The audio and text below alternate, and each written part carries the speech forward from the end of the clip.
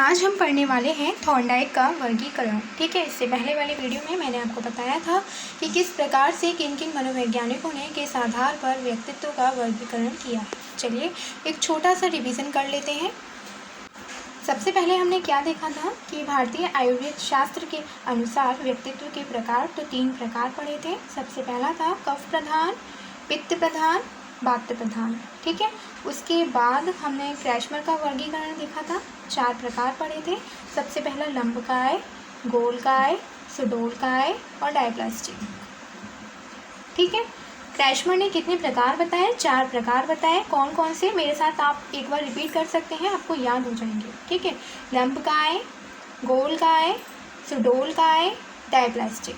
ठीक है, नेक्स्ट है शेल्डन का वर्गीकरण।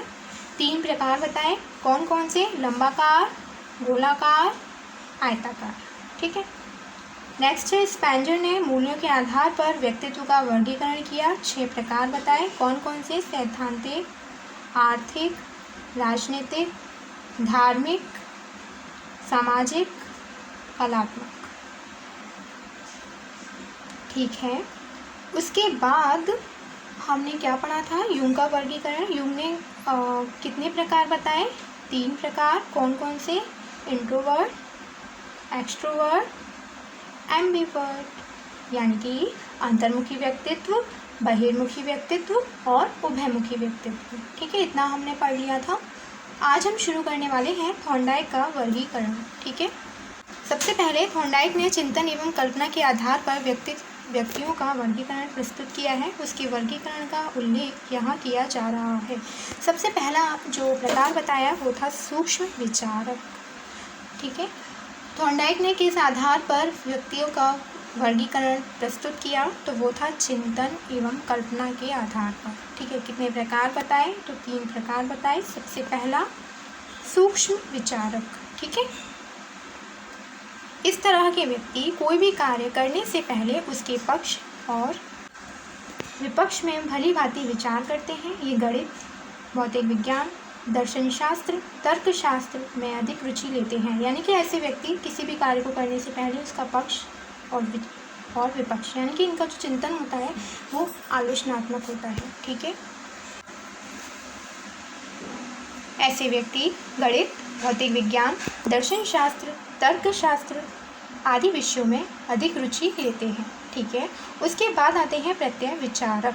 ठीक है, इस तरह के व्यक्तियों को विचार करने के लिए शब्द, संख्या, संकेत अथवा चिन्हों से सहायता देना होता है।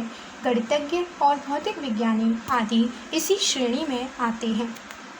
ठीक है, यानी कि सबसे पहला जो प्रकार बताया वो था सूक्ष्म विचारक। ठीक है, उसके बाद प्रत्यय विचारक।